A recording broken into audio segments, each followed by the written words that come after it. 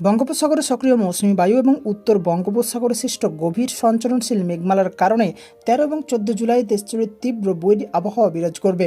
আন্তর্জাতিক আবহাওয়া সম্প্রচার সংস্থার মানদণ্ড অনুযায়ী প্রতিটি বিভাগের জেলাভিত্তিক নিখুঁত পূর্বাভাস এবং চলমান বন্যা ও পাহাড় ধসের বিস্তারিত পূর্বাভাস নিয়ে আজকের এই প্রতিবেদন সাজানো হয়েছে। চলুন বিস্তারিত জেনে নেওয়া যাক। দর্শক, আপনি কোন অঞ্চল থেকে আমাদের সঙ্গে যুক্ত রয়েছেন কমেন্ট করে আমাদের জানিয়ে দিতে পারেন, এবং আপনি যদি আমাদের চ্যানেলে নতুন হয়ে থাকেন অবশ্যই চ্যানেলটি সাবস্ক্রাইব করতে ভুলবেন না। সুপ্রিয় দর্শকবৃন্দ, কিছু গুরুত্বপূর্ণ বিষয় আপনাদের জানিয়ে রাখি যা জানানো অত্যন্ত জরুরি। আবহাওয়া প্রতিনিয়তই পরিবর্তনশীল এবং বর্তমানে আষাঢ় মাস চলমান। এই সময় বাংলাদেশের প্রায় সব অঞ্চলেই বৃষ্টিপাত হয়। আপনার অঞ্চলে বৃষ্টিপাতের সম্ভাবনা কতটুকু সেইটা জেনে তার উপর ভরসা করে বসে না থেকে নিজ নিজ অবস্থান থেকে সতর্ক হবেন, কারণ ইতিমধ্যেই বাংলাদেশে জলাবদ্ধতা, বন্যা এবং পাহাড় ধস বিপর্যয়ের মধ্য দিয়ে যাচ্ছে। আপনি যদি আপনার অঞ্চলে পাহাড় ধস বা ভূমিধস বা জলাবদ্ধতার শিকার হয়ে যান, তবে আপনি এবং আপনার পরিবার মহা বিপদের ভিতর পড়ে যেতে পারেন। এই সময় একমাত্র করণীয় হতে পারে নিজ নিজ অবস্থান থেকে সতর্ক হওয়া, যা আপনার পরিবার এবং আপনাকে সুরক্ষা দিতে পারে এই প্রাকৃতিক দুর্যোগের হাত থেকে। যদিও এই প্রাকৃতিক দুর্যোগ আমরা সম্পূর্ণ মোকাবেলা করতে সক্ষম নয়, কিন্তু নিজ নিজ অবস্থান থেকে যদি সতর্ক হয় তবে এর ক্ষয়ক্ষতি থেকে অনেকাংশে রেহাই পাওয়া যেতে পারে। দর্শক, প্রয়োজন হলে আশেপাশের প্রতিবেশী এবং আত্মীয় স্বজনদের খবর রাখবেন এবং প্রয়োজনীয় ওষুধপত্র, শুকনো খাবার বাসায় রাখার ব্যবস্থা রাখবেন। চলুন মূল তথ্যে ফিরে যাওয়া যাক। সর্বশেষ স্যাটেলাইট ও রাডার চিত্র বিশ্লেষণ করে দেখা যাচ্ছে উত্তর বঙ্গোপসাগর ও তৎসংলগ্ন বাংলাদেশের উপকূলে এলাকায় একটি শক্তিশালী সুস্পষ্ট লঘুচাপ অবস্থান করছে। এর প্রভাবে উত্তর বঙ্গোপসাগর এলাকায় বায়ুচাপের তারতম্যের আধিক্য বিরাজ করছে। প্রচুর পরিমাণ জলীয় বাষ্পপূর্ণ দক্ষিণ বা দক্ষিণ পশ্চিম মৌসুমী বায়ু স্থলভাগের দিকে ধাবিত হওয়ায় দেশের আকাশ ঘন মেঘে ঢাকা রয়েছে। এই বায়ুমণ্ডলীয় অস্থিরতার কারণে আগামী 48 থেকে 72 ঘন্টা দেশজুড়ে ভারী থেকে অতি ভারী বৃষ্টিপাতের অনুকূল পরিবেশ তৈরি হয়েছে। দর্শক, চলুন এবার বন্যা, জলাবদ্ধতা এবং পাহাড় ধসের বিস্তারিত মাঠ চিত্র দেখে নেওয়া যাক। প্রথমে আসি চট্টগ্রাম ও পার্বত্য অঞ্চলের কাছে। পাহাড়ি ঢলে সাঙ্গু ও মাতামুহুরী নদীর পানি বিপদসীমার ওপর দিয়ে প্রবাহিত হচ্ছে। জেলা শহরের বালাঘাটা, আর্মিপাড়া, মেম্বারপাড়া, ফায়ার সার্ভিস এলাকা এবং ইসলামপুরের বিস্তীর্ণ এলাকা প্লাবিত হয়েছে ইতিমধ্যেই। বিশেষ করে বালাঘাটার প্রধান সড়ক 5 ফুট পানির নিচে তলিয়ে যাওয়ায় রুমা, থানচি এবং রোয়াংছড়ি সহ 7টি উপজেলার সাথে জেলা সদরের সড়ক যোগাযোগ সম্পূর্ণ বিচ্ছিন্ন রয়েছে। রাঙ্গামাটি, খাগড়াছড়ি, বাঘাইছড়ি, লংগদু, বরকল ও বিলাইছড়ি উপজেলার বিস্তীর্ণ এলাকায় পাহাড়ি ঢলে নতুন করে প্লাবিত হচ্ছে।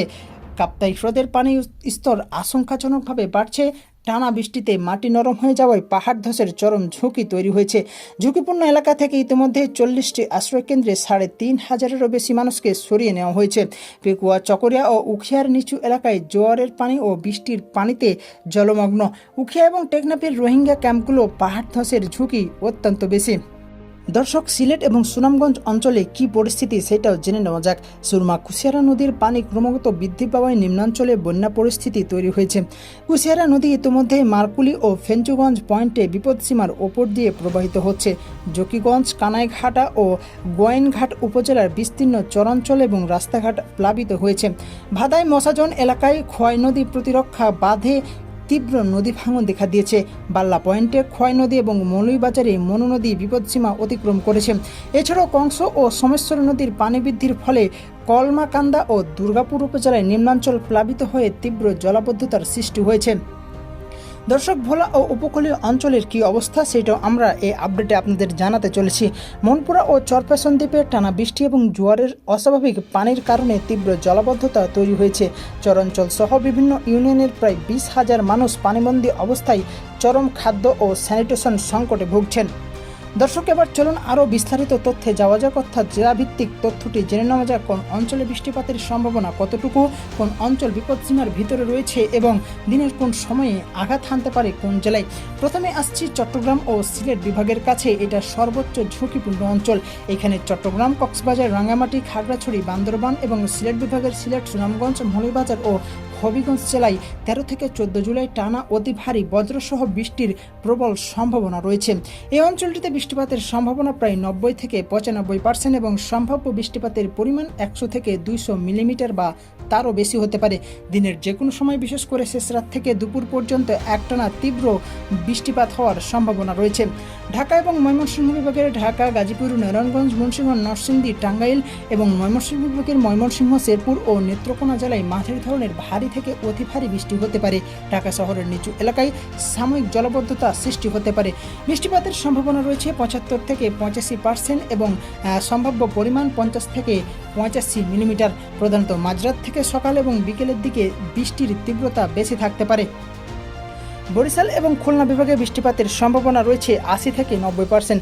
বিশেষ করে বরিশাল, পটুয়াখালী, ভোলা, বরগুনা, খুলনা, বাগেরহাট, সাতক্ষীরা ও যশোর জেলাসহ উপকূলীয় অঞ্চলে মাঝারি থেকে ভারী বর্ষণ হতে পারে। উপকূলীয় দ্বীপাঞ্চলগুলোতে জোয়ারের পানিতে প্লাবিত হয়ে যেতে পারে। সাধারণত ভোর থেকে দুপুর এবং বিকেল থেকে সন্ধ্যার মধ্যে আঘাত হানার সম্ভাবনা সবচেয়ে বেশি। রংপুর এবং রাজশাহী বিভাগের রংপুর, দিনাজপুর, কুড়িগ্রাম এবং রাজশাহী, বগুড়া ও পাবনা জেলায় প্রধানত হালকা থেকে মাঝারি ধরনের বৃষ্টি বা বজ্রসহ বৃষ্টি হবে। তবে কুড়িগ্রাম ও লালমনিরহাটে তিস্তা অববাহিকায় হালকা বন্যার সংখ্যা রয়েছে। বৃষ্টিপাতের সম্ভাবনা থাকবে 60 থেকে 70% এবং সম্ভাব্য পরিমাণ হবে 25 থেকে 50 মিলিমিটার। সাধারণত দুপুর থেকে বিকাল এবং শেষ রাতের দিকে বৃষ্টিপাত বেশি দেখা যেতে পারে এই অঞ্চলগুলোতে।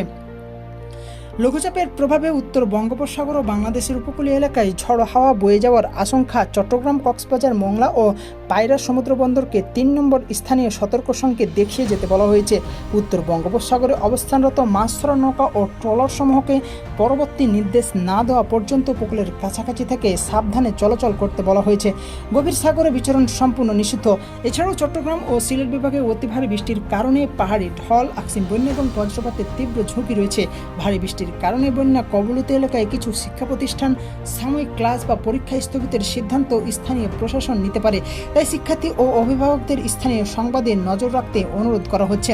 এছাড়াও হাওর ও নিম্নাঞ্চলে পরিপক্ক বা আধা পরিপক্ক ফসল দ্রুত কেটে নিরাপদ স্থানে রাখুন এবং বীজতলা সবজির ক্ষেত্রে অতিরিক্ত পানি নিষ্কাশনের জন্য নালা পরিষ্কার রাখুন, যেন গোড়ায় পানি না জমে যায়। এই বইটির সময় জমিতে কোনো প্রকার সার, কীটনাশক বা বালাইনাশক প্রয়োগ করা থেকে সম্পূর্ণ বিরত থাকুন। দর্শক, এই ছিল আমাদের কাছে আসা আবহাওয়ার সর্বশেষ লেটেস্ট আপডেটগুলো। আমাদের কাছে যদি আবহাওয়ার কোনো লেটেস্ট আপডেট আসে তবে আমরা আপনাদেরকে এই চ্যানেলের মাধ্যমে জানিয়ে দেব। আমাদের প্রতিদিন আবহাওয়ার বুলেটিন প্রকাশিত হয় এবং আগামী বুলেটিন প্রকাশিত হবে আগামীকাল দুপুর 3টার সময়। সেই পর্যন্ত সবাই ভালো থাকবেন, সুস্থ থাকবেন এবং নিরাপদে থাকবেন এবং প্রয়োজন মনে করলে আমাদের চ্যানেলটি সাবস্ক্রাইব করে দেবেন। ধন্যবাদ।